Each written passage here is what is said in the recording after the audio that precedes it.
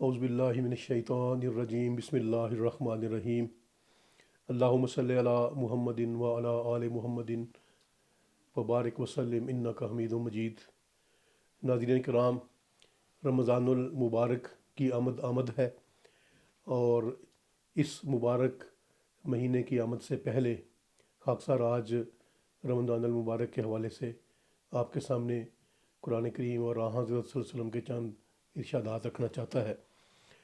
رمضان المبارک کے بارے میں اللہ تعالیٰ قرآن کریم میں فرماتا ہے، یا ایہا الذین آمنوا کتب علیکم الصیام کما کتب علی الذین من قبلکم لعلکم تتقون، کہ اے مومنو، تم پر روزے اسی طرح فرض کیے گئے ہیں جس طرح تم سے پہلی قوموں پر فرض کیے گئے تھے، تاکہ تم اللہ کا تقوی اختیار کرو۔ پھر اللہ فرماتا ہے ایامن معدودات، یہ گنتی کے چند دن ہی ہیں۔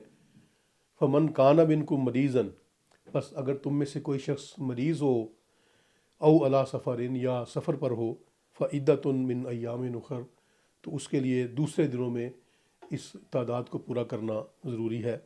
وعلی الذین یطیقونہ فدیۃ طعام مسکین، اور وہ لوگ جن پر طاقت ہے، جن کو طاقت حاصل ہے، وہ ایک مسکین کے کھانے کے برابر فدیہ دیں۔ فمن تطوع خیراً، جو نیکی کو خوشی سے ادا کرتا ہے، فہو خیر لہ، تو یہ اس کے لیے بہت بہتر ہے۔ وان تصوموا خیر لکم، لیکن اگر تم روزے رکھو تو یہی تمہارے لیے بہتر ہے، ان کنتم تعلمون، اگر تم جانتے ہو۔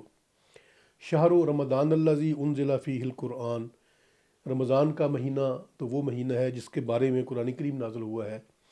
ہدی للناس ہے، یہ لوگوں کے لیے ہدایت ہے، وبینات من الہدی والفرقان، اور ہدایت اور فرقان کو کھول کھول کر بیان کیا گیا ہے۔ فمن شہد منکم الشہر فلیصمہ، بس تم میں سے جس کو یہ مہینہ مل جائے، فلیصمہ، تو وہ اس میں اس کے روزے رکھے۔ ومن کان مریضاً، اور جو کہ مریض ہے، او علی سفرن، یا سفر پہ ہے، فعدۃ من ایام اخر، تو وہ دوسرے دنوں میں اس گنتی کو پورا کرے۔ یرید اللہ بکم الیسر، اللہ تمہارے لیے آسانی چاہتا ہے، ولا یرید بکم العسر، اللہ تعالیٰ تمہارے لیے کوئی مشکل نہیں چاہتا۔ ولتکملوا العدۃ، اور یہ اس لیے ہے تاکہ تم تعداد کو پورا کر دو۔ ولتکبروا اللہ علی ما ہداکم، اور تاکہ اللہ نے جو تمہیں ہدایت دی ہے اس کی وجہ سے تم اللہ کی بڑائی بیان کرو۔ وَلَعَلَّكُمْ تَشْكُرُونَ، اور تاکہ تم اللہ کا شکر ادا کرو۔ وَإِذَا سَأَلَكَ عِبَادِي عَنِّي، اور جب میرا بندہ تجھ سے میرے بارے میں پوچھے، فَإِنِّي قریب، تو میں قریب ہوں، اجیب دعوت الداعِ اذا دعانی، دعا کرنے والی کی دعا کو جب وہ دعا کرتا ہے تو میں اس کا جواب دیتا ہوں۔ فَلْيَسْتَجِيبُوا لِي، بس چاہیے کہ وہ بھی مجھے میری بات کو مانیں، وَلْيُؤْمِنُوا بِي، اور مجھ پر ایمان رکھیں، لَعَلَّهُمْ يَرْشُدُونَ، تاکہ وہ ہدایت پا جائیں۔ تو یہ قرآن کریم کی آیات ہیں جن میں رمضان المبارک کا ذکر کیا گیا ہے۔ جیسا کہ اس میں یہ بتایا گیا ہے کہ رمضان المبارک اسی طرح فرض کیا گیا جس طرح پہلی امتوں پر فرض کیا گیا تھا، یعنی ایک ایسی نیکی ہے جو اللہ تعالیٰ نے شروع سے ہی عالم انسان کے لیے ایک خدا تعالیٰ کی قربت کے ذریعے کے طور پر اس کو رکھا ہے۔ مسلمانوں سے پہلی جو قومیں ہیں ان میں بھی روزوں کا تصور موجود تھا، لیکن یہ اللہ تعالیٰ کا خاص فضل ہے مسلمانوں پر کہ اس نے جس تفصیل کے ساتھ مسلمانوں کو روزوں کی جو مسائل ہیں اور روزوں کی جو برکات ہے، اور اس روزوں کے مہینے میں جو اللہ تعالیٰ کا قرب حاصل کرنے کے ذرائع ہیں وہ بتائے ہیں، وہ کسی اور قوم کو نہیں بتائے۔ ہمارے پیارے نبی حضرت محمد صلی اللہ علیہ وسلم رمضان المبارک کے آغاز سے پہلے کا جو مہینہ ہے، شعبان کا مہینہ، اس میں رمضان المبارک کی تیاری کے حوالے سے آپ نے ایک دفعہ شعبان کی آخری تاریخ کو ایک خطبہ ارشاد فرمایا، اور اس میں بڑی تفصیل کے ساتھ رمضان المبارک کی برکات، اس کے فضائل، اور اس کے نتیجے میں جو اللہ تعالیٰ کا قرب حاصل ہوتا ہے اور انسان خدا تعالیٰ کے اور قریب ہو جاتا ہے، اس کے بارے میں ہمیں توجہ دلائی ہے۔ چنانچہ میں یہ آپ کے سامنے پیش کرتا ہوں حضرت صلی اللہ علیہ وسلم کے الفاظ کا مفہوم جو ہے۔ آپ فرماتے ہیں، اے لوگو، کل ایک عظیم الشان مہینہ شروع ہو رہا ہے، یہ بہت بابرکت مہینہ ہے، اس میں ایک ایسی رات بھی آتی ہے جو 1000 ماہ سے زیادہ بڑھ کر مبارک ہوتی ہے۔ اللہ تعالیٰ نے اس مہینے کے دنوں کے روزے رکھنے فرض قرار دیے ہیں اور اس کی راتوں میں قیام کو مستحب قرار دیا ہے۔ قیام سے مراد تہجد کی نماز جو تراویح کی شکل میں بھی رمضان میں ادا کی جاتی ہے۔ قیام اللیل کہتے ہیں تہجد کی نماز کو، رات کو اٹھنا اللہ تعالیٰ کی عبادت کرنے کے لیے، نفل ادا کرنا۔ تو رسول کریم صلی اللہ علیہ وسلم فرماتے ہیں اللہ تعالیٰ نے اس مہینے کے دنوں کے روزے رکھنے فرض قرار دیے ہیں اور اس کی راتوں میں قیام کو مستحب قرار دیا، یعنی پسندیدہ قرار دیا ہے۔ اس مہینے میں نفلی عبادت اور عام نیکی بھی قرب اور ثواب کے لحاظ سے دوسرے مہینوں کے فرض کے برابر ہوتی ہے، اور جو شخص اس ماہ میں باقاعدہ طور پر فرض ادا کرتا ہے اسے عام مہینوں سے 70 گنا فرض کا زیادہ اجر ملے گا۔ یہ صبر کا مہینہ ہے، یہ صبر کا مہینہ ہے اور صبر کا پھل جنت ہے۔ پھر یہ باہمی ہمدردی اور غمخواری کا مہینہ ہے۔ اس مہینہ میں مومن کے رزق میں زیادتی کی جاتی ہے، یعنی رزق بڑھایا جاتا ہے۔ اس مہینے میں جو شخص کسی روزے دار کی افطاری کراتا ہے اس کے گناہ بخشے جاتے ہیں اور اس کی گردن آگ سے آزاد ہو جاتی ہے، اور روزہ دار کے ثواب کی مانند اسے بھی ثواب حاصل ہو جاتا ہے، بغیر اس کے کہ روزہ دار کے ثواب میں کوئی کمی واقع ہو۔ یعنی روزہ کھلوانے والے کو روزہ رکھنے والے کے برابر ثواب ملتا ہے، لیکن روزہ رکھنے والے کا ثواب جو ہے وہ بھی کسی بھی رنگ میں کم نہیں ہوتا۔ راوی کہتے ہیں، یعنی یہ حدیث بیان کرنے والے جو ہیں وہ بیان کرتے ہیں کہ ہم نے عرض کیا یا رسول اللہ صلی اللہ علیہ وسلم، ہم میں سے ہر ایک کو شایان شان روزہ افطار کرانے کی طاقت نہیں۔ عام طور پر تصور یہی ہے کہ جب افطاری کرائی جائے تو بہت تکلف کیا جائے، اس میں طرح طرح کے کھانے بنائے جائیں۔ تو انہوں نے کہا کہ اس طرح کی روزہ کھلوانے کی ہمارے پاس طاقت نہیں ہے۔ حضور صلی اللہ علیہ وسلم نے فرمایا اللہ تعالیٰ یہ ثواب تو ہر اس شخص کو دے دیتا ہے جو کسی روزہ دار کا روزہ دودھ کے ایک گھونٹ یا ایک کھجور یا پانی کے ایک گھونٹ سے بھی کھلواتا ہے۔ سبحان اللہ۔ البتہ جو کسی روزہ دار کو پیٹ بھر کر کھانا کھلائے اسے تو اللہ تعالیٰ قیامت کے دن میرے حوض سے اتنا پانی پلائے گا کہ اسے جنت میں داخل ہونے تک پیاس محسوس ہی نہ ہوگی۔ یاد رکھو کہ رمضان وہ مہینہ ہے کہ اس کا پہلا حصہ یعنی پہلے 10 دن جو ہے اپنے اندر رحمت الہی کی خاص جھلک رکھتا ہے، اور اس کے درمیانی حصہ میں مومن خاص مغفرت باری تعالیٰ سے نوازے جاتے ہیں، اور اس کے آخری حصہ میں یعنی آخری 10 دن میں دائمی طور پر دوزخ سے آزادی کا فیصلہ کیا جاتا ہے۔ جو شخص اس مہینے میں اپنے ماتحت اور زیر دست یعنی ملازم کے کام میں تخفیف کرے گا اسے بھی مغفرت اور آگ سے رہائی حاصل ہوگی۔ ناظرین کرام، یہاں اس حدیث میں آن حضرت صلی اللہ علیہ وسلم کے جو فرامین ہم نے سنے ہیں ان میں سے ایک فرمان یہ ہے کہ پہلا عشرہ جو ہے، پہلے 10 دن جو ہے وہ خدا تعالیٰ کی رحمت الہی کی خاص جھلک کے 10 ایام ہیں۔ تو جو عشرے کا عنوان رسول کریم صلی اللہ علیہ وسلم نے مقرر فرمایا ہے اسی حوالے سے اگر ہم دعا کریں تو زیادہ موزوں ہے اور زیادہ مناسب ہے۔ مثال کے طور پر اگر پہلے 10 دن جو ہیں جو رحمت الہی کا مہینہ ہے اس میں اگر ہم یہ دعا پڑھیں کہ رب کل شیء خادمک رب فاحفظنا وانصرنا وارحمنا، تو بہت ہی مبارک ہے اور بہت ہی مناسب حال ہے۔ یہ اس میں اعظم ہے جو مسیح موعود علیہ الصلوۃ والسلام کو عطا کیا گیا، الہاماً آپ کو یہ دعا سکھائی گئی، یا رب اغفر ورحم وانت خیر الراحمین، جس میں اللہ تعالیٰ کی رحمت کو طلب کیا گیا ہے۔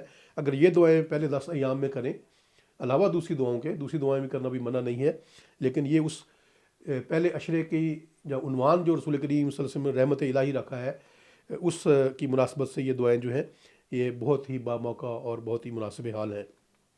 پھر دوسرا جو عشرہ ہے وہ مغفرت باری تعالیٰ کا عشرہ ہے، تو اس میں اگر استغفر اللہ ربی من کل ذنب واتوب الیہ ہم پڑھیں، یا اسی طرح سید الاستغفار ہے اگر وہ ہم پڑھیں، یہ سید الاستغفار ایک لمبی دعا ہے، اس وقت اگر میں اس کو پڑھوں تو کافی ٹائم لگ جائے گا، لیکن یہ ہمیں یاد کرنی چاہیے، اور یاد کر کے اگر ہر رات بھی اس کو پڑھا جائے، رسول کریم صلی اللہ علیہ وسلم نے فرمایا ہے کہ جو شخص رات کو اس کو پڑھ کے سوتا ہے تو اگر وہ رات کو وفات پا جاتا ہے تو اللہ تعالیٰ اس کو بخش دیتا ہے، اور اگر وہ دن کے وقت پڑھتا ہے تو دن کے آخری ایام میں پڑھتا ہے تو وہ سارے دن کا جو اس سے گناہ معاف ہو جاتے ہیں اور اللہ تعالیٰ اس کی مغفرت فرما دیتا ہے۔ تو یہ بہت ہی مبارک دعا ہے، سید الاستغفار بھی یاد کرنا چاہیے۔ اللہم انت ربی لا الہ الا انت خلقتنی وانا عبدک وانا علی عہدک ووعدک ما استطعت، تو یہ لمبی دعا ہے، اس طرح یہ دعا ہمیں یاد کرنی چاہیے۔ تو تیسرا عشرہ جو ہے جو اللہ تعالیٰ نے کہ رسول صلی اللہ علیہ وسلم نے فرمایا کہ دائمی طور پر دوزخ سے آزادی کا فیصلہ کی جاتا ہے. اس میں خاص طور پر دوزخ کے عذاب سے آزادی کی جو دعائیں ہیں اس بارے میں جو قرآن کریم میں بھی آتی ہیں وہ ہمیں پڑھنی چاہیے. مثال کے طور پر ربنا آتنا فی الدنیا حسنۃ وفی الآخرۃ حسنۃ وقنا عذاب النار. اسی طرح ربنا صرف عنا عذاب جہنم ان عذابہ کانا غراما. اب دیکھیں حضرت صلی اللہ علیہ وسلم نے روزوں کی جو فضیلت ہے ان کے بارے میں فرمایا. ایک حدیث میں فرماتے ہیں روزہ میرے لیے ہے اور میں اس کی جزا بنوں گا. اللہ تعالیٰ کا یہ فرما رہا ہے، یعنی جو روزہ رکھتا ہے اس کی جزا کے طور پر خدا اس کو مل جاتا ہے، خدا کے ساتھ اس کا پختہ تعلق بن جاتا ہے. پھر رسول کریم صلی اللہ علیہ وسلم نے فرمایا کہ میری امت ہرگز رسوا نہ ہوگی جب تک رمضان کا قیام کرے گی، یعنی روزے رکھے گی اور جو عبادات ہیں قرآن کریم کی تلاوت ہے اس حوالے سے اس کو اگر کثرت سے کرے گی تو کبھی بھی رسوا نہ ہوگی. پھر فرمایا اگر لوگ جان لیں کہ رمضان کے کس قدر فوائد ہیں تو پھر میری امت یہ تمنا کرے کہ رمضان سارا سال ہی رہے، یعنی ایک مہینہ روزوں کا نہ ہو بلکہ سارا سال ہی رمضان کی کیفیت جاری رہے. پھر حضرت نے فرمایا کہ من قام رمضان ایمانا و احتسابا غفر له ما تقدم من ذنبہ، کہ جس نے رمضان کو ایمان کی حالت میں اپنے نفس کے لیے اور دوسروں کے لیے امن کا پیغامبر بنتے ہوئے اور اپنے نفس کا محاسبہ کرتے ہوئے گزارا، اس کے تمام گزشتہ گناہ معاف کر دیے جاتے ہیں. پھر آپ نے فرمایا اللہ تعالیٰ نے رمضان کو تم پر فرض کیا ہے اور میں نے اس کی راتوں کی عبادت تمہارے لیے بطور سنت قائم کر دی ہے. حضرت صلی اللہ علیہ وسلم کی یہ اس سنت پر عمل کر کے حضرت صلی اللہ علیہ وسلم کی رفاقت بھی حاصل کی جا سکتی ہے اور اللہ تعالیٰ کی خوشنودی حاصل کی جا سکتی ہے. اور نماز تراویح اس کا ایک بہترین موقع ہوتی ہے جب سب لوگ باجماعت جو ہیں قرآن کریم سنتے ہیں اور نوافل پڑھتے ہیں باجماعت. حضرت ربیعہ بن کعب سے حضرت صلی اللہ علیہ وسلم نے ایک دفعہ پوچھا تمہاری کوئی خواہش ہے؟ تو آپ نے عرض کی کہ ہاں میری یہ خواہش ہے کہ جنت میں بھی آپ کی رفاقت نصیب ہو، میں آپ کے ساتھ ہی جنت میں ہوں. تو رسول کریم صلی اللہ علیہ وسلم فرمایا تو اگر تمہاری یہ خواہش ہے تو اپنے لیے کثرت سجود سے میری مدد کرو، یعنی کثرت سے سجدے کیا کرو، کثرت سے نفل پڑھا کرو، اس سے میری مدد ہوگی اور تمہارا جنت میں بھی میرا قریب ہونا جو ہے وہ کیا کہتے ہیں اس کا موقع تمہیں مل جائے گا. اور ناظرین کرام یہ رمضان المبارک کا مہینہ جو ہے ایک کثرت سے سجدہ کرنے کا ہمیں موقع دیتا ہے. ہم عام دنوں میں بھی نمازیں پڑھتے ہیں، تہجد بھی پڑھتے ہیں، لیکن جو کیفیت انسان کی رمضان کی راتوں میں ہوتی ہے وہ کیفیت پورا سال ہمیں نصیب نہیں ہو سکتی. تو حضرت صلی اللہ علیہ وسلم کی اگر رفاقت ہمیں اس کی خواہش ہے تو ہمارے لیے یہ بہترین موقع ہے کہ رمضان المبارک میں ہم کثرت سے نوافل پڑھیں، نماز تہجد ادا کریں، نماز تراویح ادا کریں اور اس کے علاوہ بھی نوافل پڑھیں تاکہ حضرت صلی اللہ علیہ وسلم کی قربت ہمیں جنت میں نصیب ہو سکے. تو یہ رمضان المبارک اب آنے والا ہے، اللہ تعالیٰ ہمیں اس کی توفیق دے کہ ہم اس کو آسان طریقے سے ادا کریں. آخر پہ میں ایک چھوٹا سا اقتباس جو ہے حضرت خلیفۃ المسیح رابع رحمہ اللہ تعالیٰ کا پیش کر کے آج کے اس درس کو ختم کرتا ہوں. حضرت خلیفۃ المسیح رابع رحمہ اللہ تعالیٰ فرماتے ہیں کہ فرمایا